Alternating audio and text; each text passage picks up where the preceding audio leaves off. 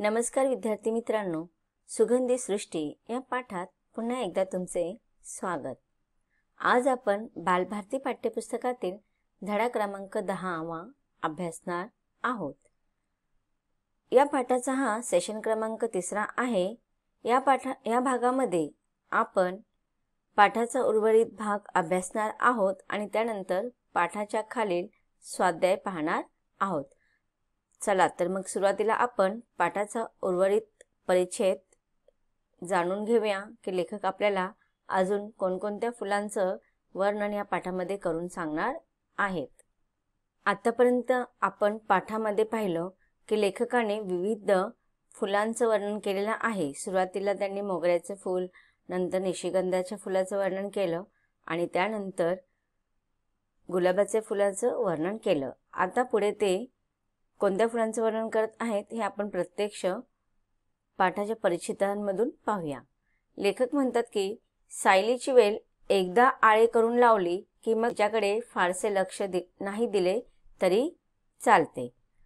आळे म्हणजे बघा, एखाद्या झाडाभोवती जो गोलाकार केला जातो की नाही त्याला म्हटलं जातं आळे। मग सायलीची वेल लावण्यासाठी जास्त कष्ट करण्याची गरज पडत नाही की सायलीची वेल लावताना त्याच्या भोवती एक गोलाकार केला मातीचा किंवा आपण जिथे लावणार आहोत त्याच्या बाजूला गोलाकार करून त्याच्यामध्ये सावलीची वेल लावली की तिच्याकडे फारसे लक्ष देण्याची आपल्याला गरज भासत नाही। 12ही महिने ती फुललेली राहते। पुढे लेखक सांगत आहेत की पारिजातक तर कमालीचा निरीच्छ। पारिजातक म्हणजेच प्राजक्ताचे फूल, निरीच्छ म्हणजे कोणतीही इच्छा नसलेली, की त्याला कोणत्याच प्रकारचा हेवे दावे नसतात की त्याला पाणीच जास्त पाहिजे, कमीच पाहिजे, मातीचा प्रकार असाच पाहिजे, त्याच्याकडे जास्त लक्ष देण्याची गरज भासत नाही। तो कोठेही लावा, त्याला पाणी द्या नाहीतर देऊ नका। पावसाळी ढग आभाळात भरून आले आणि त्यातून अमृताचा शिरकाव सुरू झाला की ह्या रांगड्या झाडाला कसला आनंद होतो कोणास कळे। आता बघा, लेखकाने पारिजातकाच्या झाडाला रांगडा ही उपमा दिलेली आहे की जेव्हा ढगात आभाळात ढग भरून येतात म्हणजे पावसाळ्यामध्ये हे झाड अत्यंत आनंदाने फुलतं।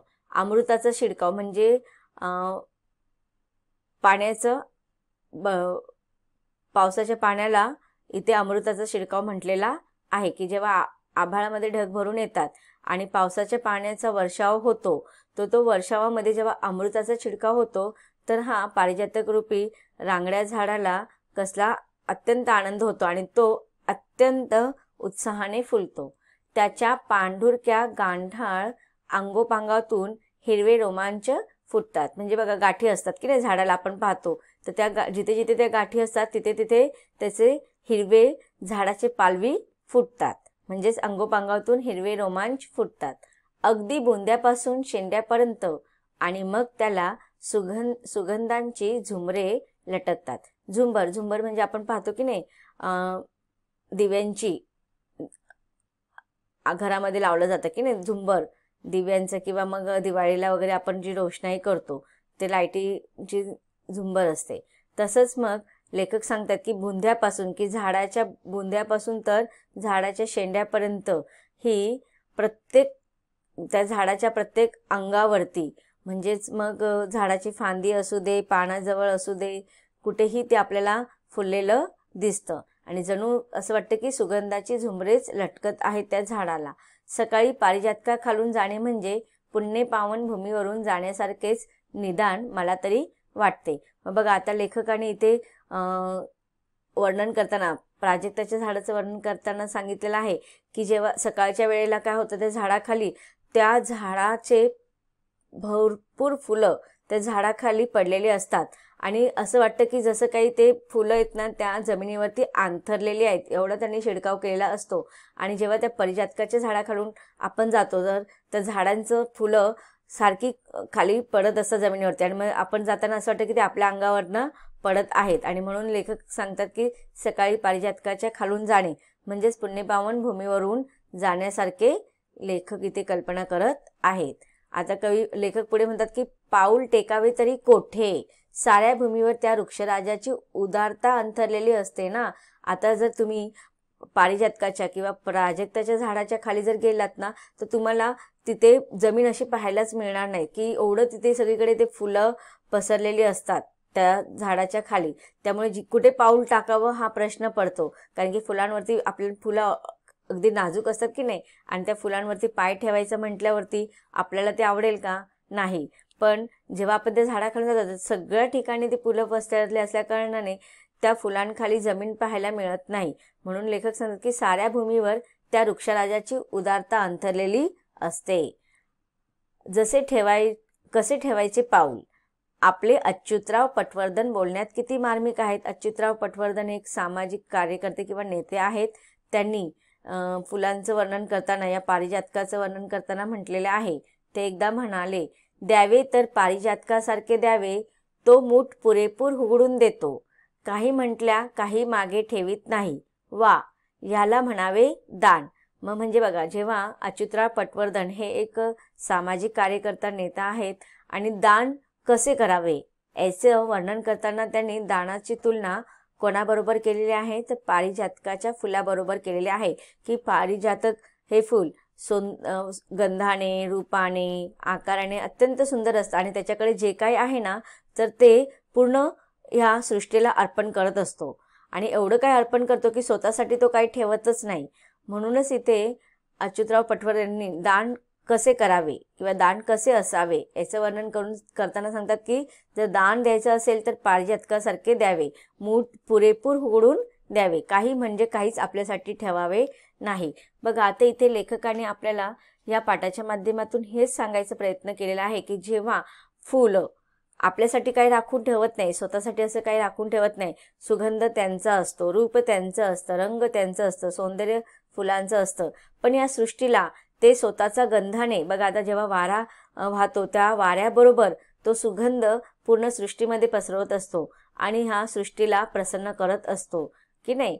लोकांच्या मनाला तो आकर्षित करतो, प्रसन्न करतो. म्हणजेच फुलांचा गुणधर्म काय की स्वतःकडे असलेलं त्याचं सर्वस्व तो इतरांना देऊन त्यांच्या जीवनामध्ये आनंद, प्रसन्नता आणत असतो. तसंच आपलं जीवन कार्य सुद्धा असलं पाहिजे. आपण सुद्धा आपल्याकडे असेल तेवढे चांगल्या गोष्टी लोकांना देण्याचा प्रयत्न करायचा. ह्या फुलांमधून आपल्याला त्यांच्या ह्या गुणांना नक्कीच आत्मसात करण्याचा प्रयत्न केला पाहिजे. आता पाहूया आपण पाठामध्ये आलेल्या कठीण शब्दांचा अर्थ आणि या पाठाखालील स्वाध्याय. आता पाहूया पाठाखालील आलेल्या कठीण शब्दांचा अर्थ. शब्दार्थ. हारीने, ओळीने. चवडा, पावलाचा पुढचा भाग. रांगड्या, बळकट, रगेल. गाठाळ, गाठी असलेले. बुंधा, मुळाजवळचे खोड. झुमरे, लोलकांचे दिवे. आता आपण स्वाध्याय पाहूया. स्वाध्यायामध्ये प्रश्न क्रमांक 1, 3-4 वाक्यात उत्तरे लिहा. ह्यामध्ये आपण अभ्यासणार आहोत. सुगंधी पेटीचा एक एक खणच जणू उघडत चालला होता असे लेखकाने कशाला म्हटले आहे? उत्तर आहे, लेखक लहान असताना त्यांनी त्यांच्या घरात मोगऱ्याचे कलम लावले होते. त्यांची उंची हातभर झाल्यानंतर त्या मोगऱ्याच्या रोपट्याला पहिली कळी आली. मुगाच्या दाण्या एवढी व पोपटी रंगाची ती कळी टपोरी झाली. या कळीचे फुलात रूपांतर होताना त्या कळीतील एक एक पाकळी उमलत होती व त्याबरोबर सुगंधात देखील वाढ होत होती. म्हणून सुगंधी पेटीचा एक एक खणच उघडत चालला होता असे म्हटले आहे. पुढचा प्रश्न. निशिगंध आपले सारे वैभव चवड्यावर उभा राहून जगाला दाखवत असतो असे लेखकाला का वाटते? उत्तर, निशिगंधाचे रोप दिसायला खूप सुंदर असते. रोप पूर्ण वाढल्यावर निशिगंधाच्या दांड्यावर एका पाठोपाठ फुले फुलू लागतात. निशिगंध डौलदार असतो पण लाजाळू नसतो. तो आपला रंग, गंध व डौल लपवत नाही. म्हणून निशिगंध आपले सारे वैभव चवड्यावर उभा राहून जगाला दाखवत असतो असे लेखकाला वाटते. पुढचा प्रश्न आहे. लेखकाने गुलाबाचे वर्णन कोणत्या शब्दात केले आहे?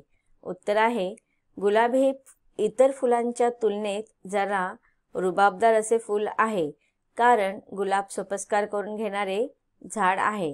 गुलाबाला जागा कमी चालत नाही, जास्त किंवा कमी पाणी चालत नाही. खत, छाटणी हे योग्य वेळेत लागते. कीड टिपून मारली पाहिजे. त्यानंतर हे राजश्री गुलाब फुलणार असे लेखकाने गुलाबाचे वर्णन केलेले आहे. पुढील प्रश्न आहे ई. लेखकाला सकाळी पारिजातकाखालून जाताना पुण्यपावन भूमीवरून जाण्यासारखे का वाटते? उत्तर आहे पारिजात हा कमालीचा निरीच्छ असतो. तो कोठेही लावला तरी फुलतो. त्याला पाणी दिले किंवा दिले नाही तरी चालते. पावसाळी ढग आभाळात भरून आले व त्यातून पाऊस पडू लागला की पारिजातकाच्या पांढुरक्या गांढाळ अंगोपांगातून हिरवे रोमांच उठतात. पारिजातकाच्या झाडाला बुंद्यापासून शेंड्यापर्यंत फुले बहरतात.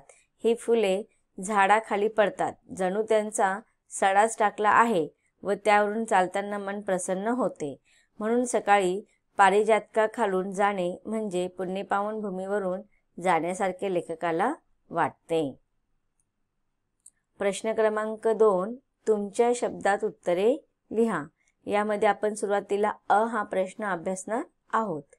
तुम्हाला कोणकोणती फुले जास्त आवडतात? ती का आवडतात? उत्तर: मला गुलाब, मोगरा, निशिगंध, चाफा, सदाफुली यासारखे फुले आवडतात. कारण या फुलांचा रंग आकर्षक असतो.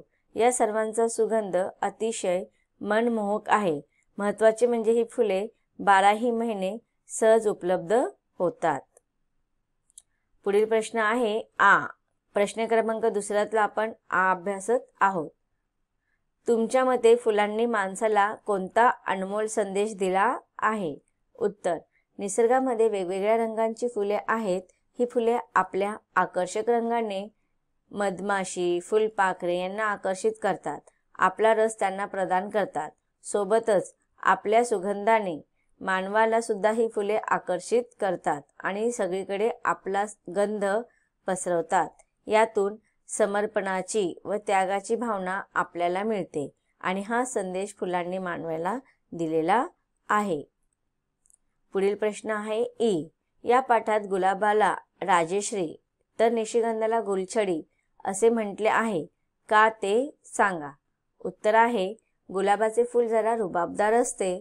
त्याला योग्य जमीन, योग्य प्रमाणात पाणी, वेळच्या वेळी छाटणी, खुरपणी, खताचे योग्य वेळी योग्य प्रमाण असे सगळे सोपस्कार लागतात.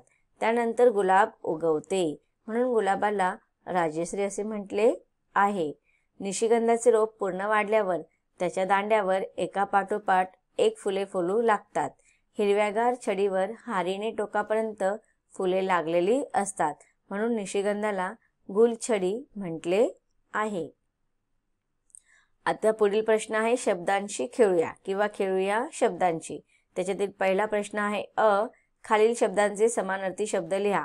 तुम्हाला शब्द दिलेले आहेत बिराड, सुवास, मोठी आणि कष्ट. खाली तुम्हाला याचे उत्तर दिलेलं आहे. बिराड म्हणजे घर, सुवास म्हणजे सुगंध, मोठी म्हणजे भव्य, कष्ट म्हणजे मेहनत. पुढचा प्रश्न आहे आ. खालील शब्दांचे विरुद्धार्थी शब्द लिहा. शब्द तुम्हाला दिलेले आहेत विरुद्धार्थीसाठी. निरुपाय, प्रसन्न, पांढरा शुभ्र, उदार. उत्तर आहे निरुपायचं विरुद्धार्थी शब्द आहे उपाय. प्रसन्नाचा विरुद्धार्थी शब्द येणार निराश. पांढऱ्या शुभ्राचा विरुद्धार्थी शब्द येणार काळा कुट्ट. उदार या शब्दाचा विरुद्धार्थी शब्द येणार कंजूष. पुढचा प्रश्न आहे ई. खालील शब्दाला दा प्रत्यय लावून तयार होणारे नवीन शब्द लिहा. उदाहरणार्थ इथे तुम्हाला दिलेले 10 दा, 5 5 दा. तसं 1, 100 आणि 1000 याच्यामध्ये दा प्रत्यय लावून नवीन शब्द तयार करायचा आहे. तर 1चं काय येणार 1 दा, 100चं येणार 100 दा, 1000चं येणार 1000 दा. पुढचा प्रश्न आहे ई. डोल, डोलदार यासारखे दार प्रत्यय लागलेले आणखी शब्द लिहा. तर उत्तर आहे धार, धारदार, रुबाब, रुबाबदार, माल, मालदार. खालील शब्दांचा वाक्यात उपयोग करा. तुम्हाला काही शब्द दिलेले जसे की घसघशीत, रांगडा, उदारता आणि टिपून मारणे. तर या शब्दांचा तुम्हाला वाक्यात उपयोग करायचा आहे. सुरुवातीला आपण घसघशीत या शब्दाचा वाक्यात उपयोग करूया. घसघशीत, सण व उत्सवांच्या प्रसंगी ऑनलाईन खरेदीवर घसघशीत सूट मिळते. दुसरा आहे रांगडा, शेतात काम करून सुरेश रांगडा बनला. उदारता, याचं उत्तर आहे वाक्य आहे प्रत्येकाच्या अंगी उदारता हा गुण असावा. पुढचा शब्द आहे टिपून मारणे. वाक्य आहे पक्ष्यांना टिपून मारणाऱ्यांना पोलिसांनी अटक केली. पुढचा प्रश्न आहे या पाठात रंगाच्या अनेक छटा आलेल्या आहेत. उदाहरणार्थ पांढरा, तकतकीत, तकतकीत पांढरा, पांढरे, शुभ्र, पांढुरका. याप्रमाणे तुम्हाला माहीत असलेल्या रंगांच्या विविध छटा लिहा. पाहूया उत्तर. पिवळा, पिवळसर, पिवळा धम्म. नंतर लाल, लालसर, लाल भडक, लाले लाल. नंतर आहे हिरवा, हिरवागार, हिरवांकज. काळा, काळसर, काळाशार, काळाकुट्ट आणि काळपट. खालील शब्द पहा. वास, वास्तव्य. वास, गंध. म्हणजे एका शब्दाचं आपल्याला 2 अर्थ लिहायचे आहेत. एका उच्चार एकच असलेले पण अर्थ भिन्न असलेले शब्द आणि त्यांचे अर्थ आपल्याला लिहायचे आहे. जसं की वासचा एक अर्थ येतो वास्तव्य आणि दुसरा आहे गंध. तसंच कर, करचा एक अर्थ येतो हात आणि दुसरा अर्थ असतो सारा. म्हणजे आपण त्याला टॅक्स म्हणतो. इंग्लिशमध्ये टॅक्स म्हणतो, मराठीत आपण त्याला सारा असं म्हणतो. दुसरं आहे नाव. एक नाव म्हणजे कीर्ती आणि दुसरं नाव म्हणजे होडी. शिर, शिर म्हणजे डोके पण येतं आणि नस पण येतं. पाव म्हणजे प्रसन्न होणे किंवा मग एकाचा चौथा समान भाग. तसेच एकच उच्चार असलेले पण त्यांचे अर्थ भिन्न भिन्न असतात असे शब्द आपण अभ्यासले आहेत. तर विद्यार्थी मित्रांनो, आतापर्यंत आपण सृष्टीचा सुगंध ह्या पाठाचा आपण 3 वेगवेगळ्या भागामध्ये अभ्यास केलेला आहे आणि ह्या पाठाचा स्वाध्याय सुद्धा आपण विस्तारित रूपात अभ्यासलेला आहे. हा पाठ इथे संपतो. धन्यवाद.